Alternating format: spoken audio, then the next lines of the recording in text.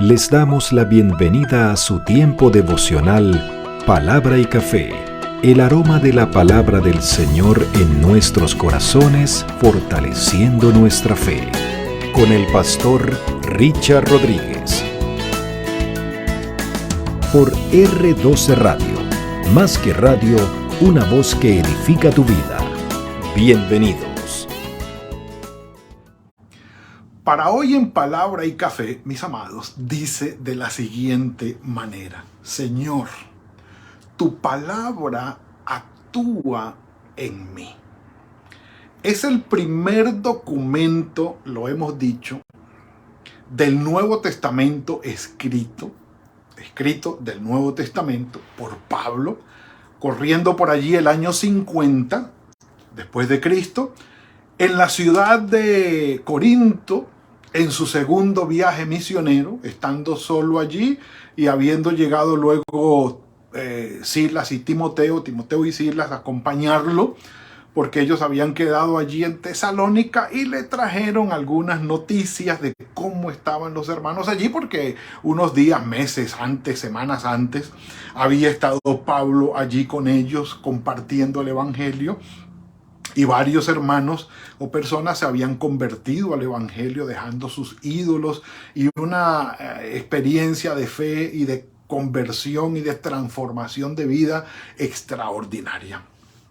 Quiero leerles una parte técnico, un apunte técnico que hace la Biblia de estudio que tengo en cuanto a la introducción de la carta de Pablo a los tesalonicenses. Dice, permítanme leer, dice: la población de Tesalónica o la población tesalonicense era numerosa, ¿sí?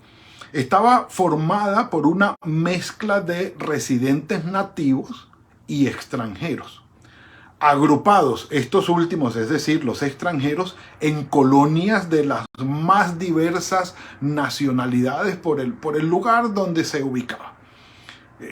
Pueden ir y revisar el mapa, es algo extraordinario. Entre estas colonias extranjeras, entre las cuales se contaba la colonia judía, dato importante para hoy, que debía ser importante esta colonia judía en Tesalónica, puesto que disponían de su propia sinagoga. Dicho esto, entendemos que Tesalónica, población numerosa, nativos no pocos, por supuesto, pero extranjeros tampoco, diferentes nacionalidades y colonias estaban allí, en especial sí los judíos en Tesalónica, y eran poderosos, o por lo menos significativa era la población judía en Tesalónica, puesto que tenían sinagoga, la habían podido construir, y esto les daba una influencia importante no solamente sobre la población, sino sobre el gobierno. De allí el alboroto que armaron, como alborotaron los judíos la ciudad para irse contra Pablo en especial y Jasón, que los recibió. Entonces, quienes quieran leer esto pueden ir a Hechos capítulo 17. Allí está este contexto histórico. En el capítulo 2, volvamos al texto entonces. Desde el versículo 13 al 16 hay una parte importante que Pablo viene relatando su ministerio allí en Tesalónica. Ya les dijo a los hermanos cómo padecieron y cómo ellos en medio de la persecución recibieron la palabra del Señor. El Señor los bendijo llevándolos allí y demostrando Pablo su amor para con ellos como una madre que da la atención a sus hijos, y llegaron a ser muy, muy, muy queridos, que querían entregarse ellos mismos. Pero además, Pablo describe cómo los exhortaban, cómo los consolaban, cómo les encargaban que fuesen esos testigos dignos del evangelio del Señor. Pero sigue hablando Pablo en el versículo 13 y miren lo que dice. Capítulo 2 de la primera carta a los tesalonicenses, versículo 13. Dice: por lo cual también nosotros damos gracias Es la segunda vez que Pablo menciona la acción de gracias por los tesalonicenses. Dice, también nosotros damos gracias a Dios sin cesar. Y miren lo que va a resaltar Pablo aquí. Porque cuando ustedes recibieron la palabra del Señor, oído a esto, cuando ustedes recibieron la palabra de Dios, que ustedes oyeron de nosotros, la recibieron no como palabra de hombres, sino, según es verdad, la palabra de Dios, la cual actúa en ustedes, los creyentes. Ustedes, hermanos, vinieron a ser imitadores de las iglesias de Dios en Cristo que están en Judea, pues han padecido de los de su propia nación las mismas cosas que padecieron ellos de los judíos. Explico esta parte. ¿Por qué Pablo dice que los tesalonicenses llegaron a ser imitadores de las iglesias que estaban en Judea o en Jerusalén, en Israel? Estamos hablando de el norte de Grecia, de Europa. Estaban bastante lejos. Para llegar allí o atravesaban el mar Mediterráneo por Chipre y se iban costeando ¿cómo se llama? Lo que es hoy Turquía, Asia Menor en aquella época, y de ahí caminar hacia allá, o sencillamente se iban por todo lo que es Asia Menor o lo que es hoy Turquía a pie y pasaban para allá.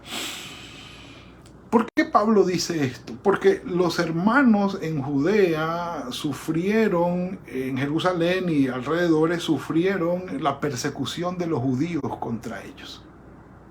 Y ahora, en Tesalónica, cuando llega el Evangelio, pues sí, los judíos son los primeros que se convierten al Señor. Los gentiles también, es decir, los no judíos, pero los judíos fueron los primeros que tuvieron ese acercamiento y esa conversión al Señor, y los mismos hermanos de ellos, viendo los que ya se habían pasado del judaísmo al cristianismo, empiezan a perseguirlo. Como decía mi padre, no hay cuña que apriete como la del mismo palo. Un café por eso. Como cuando tú conoces del Señor y empieza tu familia a perseguirte, a hacerte chistes, sátiras y desprecios o desplantes por la fe tuya en el Señor Jesucristo. Entonces Pablo dice, ustedes se parecen a las iglesias de Judea porque los dos están siendo perseguidos por sus hermanos los judíos. Pero bueno, ustedes han padecido de los de su propia nación. Y dice, ellos mataron al Señor Jesús y a sus propios profetas, y a nosotros nos expulsaron. Y pues, por supuesto, pues, Pablo no era la primera vez que le pasaba esto. Ya el testimonio que da de lo que le pasó en Filipos, pues era lo más reciente que tenía. Pero Pablo ya era un hombre experimentado en sufrimientos. ¿Cuál es el punto, mis amados? La verdadera fe en el Señor Jesucristo es probada, es puesta a prueba. Las dificultades que nosotros como creyentes y como hijos de Dios enfrentamos en la vida, cualquiera que sean, son una prueba para nuestra fe, para ver de qué calidad es nuestra fe. Primero, si la tenemos o no, en verdad. Porque depende de cómo nosotros reaccionemos o respondamos a la adversidad, al conflicto y al problema, va a demostrar si nosotros tenemos fe en el Señor Jesucristo y de qué calidad es esa fe. Entonces, la persecución que se generó tanto con Pablo, Silas y Timoteo como misioneros, tanto como con los hermanos que iban recibiendo la palabra, todo esto generó una prueba de la fe. Y quienes con fe verdadera enfrentan la adversidad, salen fortalecidos y salen victoriosos en el Señor. lo he dicho. Un café por eso.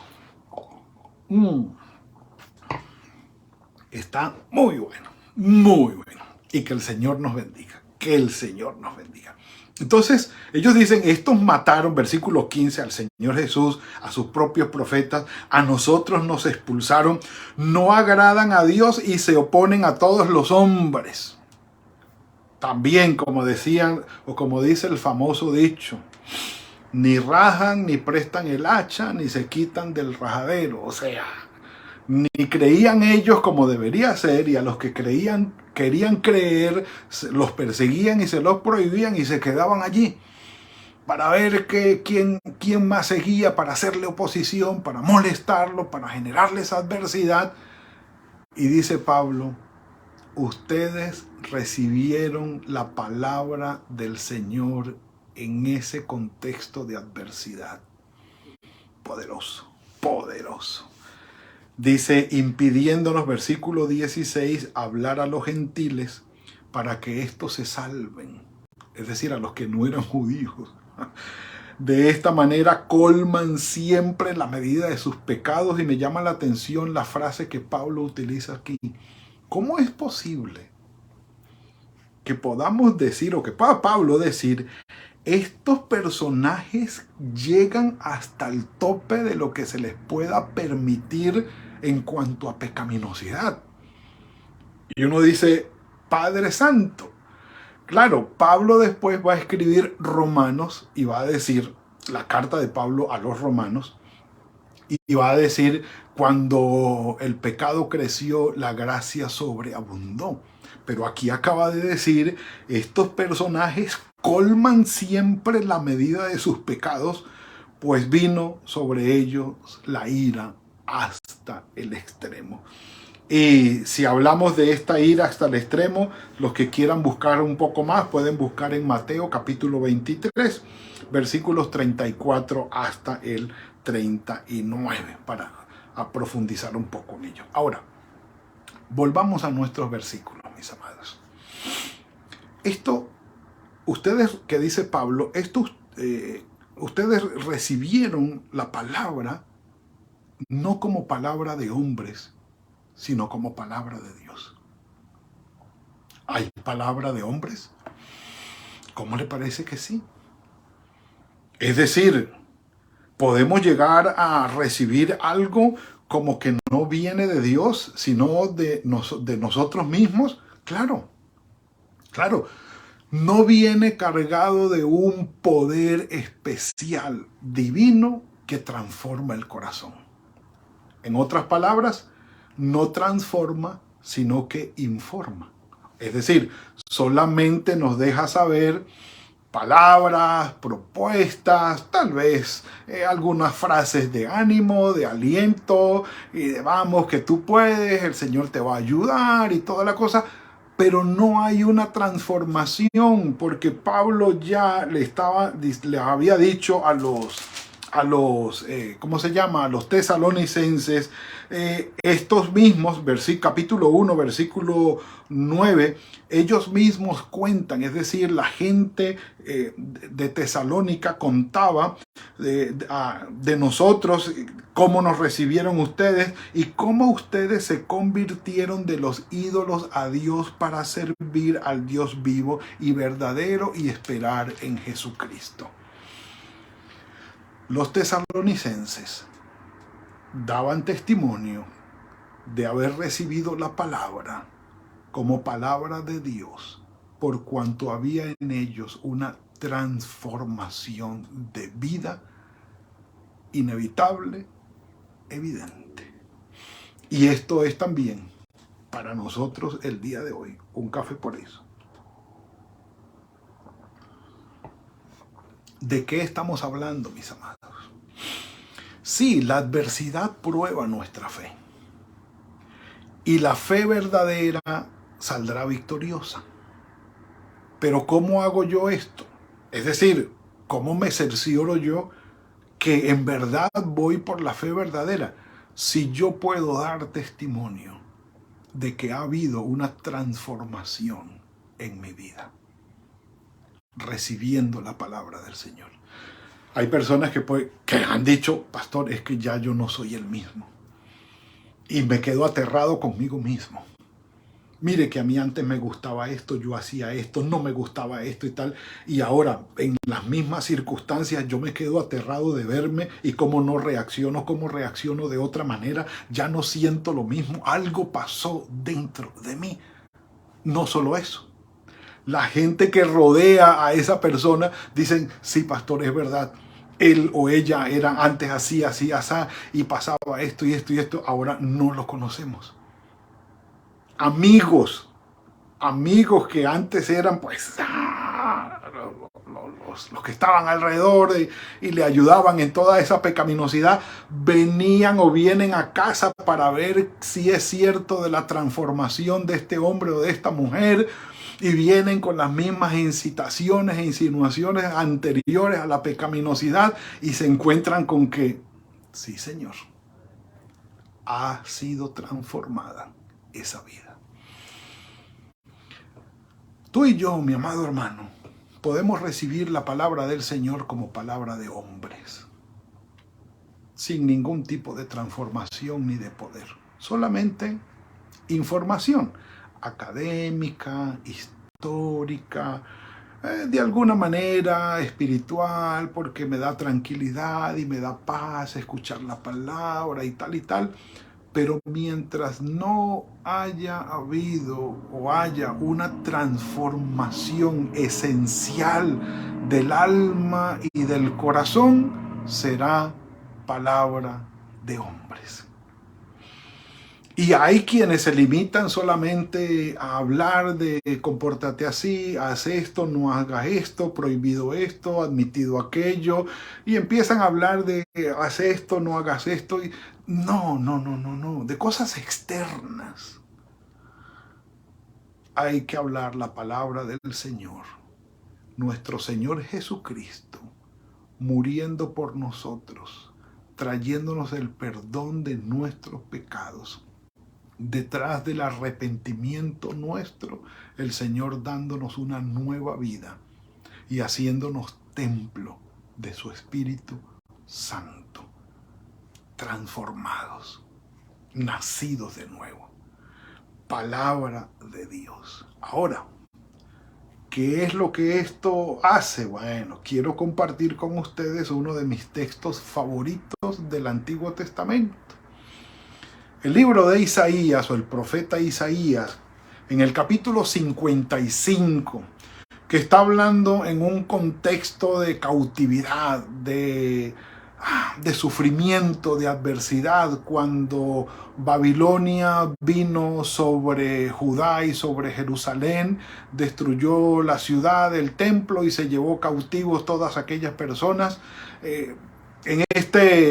En esta segunda parte del libro de Isaías, el profeta Isaías escribe desde ese contexto una palabra de esperanza, una palabra especial del Señor para esos tiempos y para esas personas. Dice Isaías capítulo 55, versículos 10 y 11.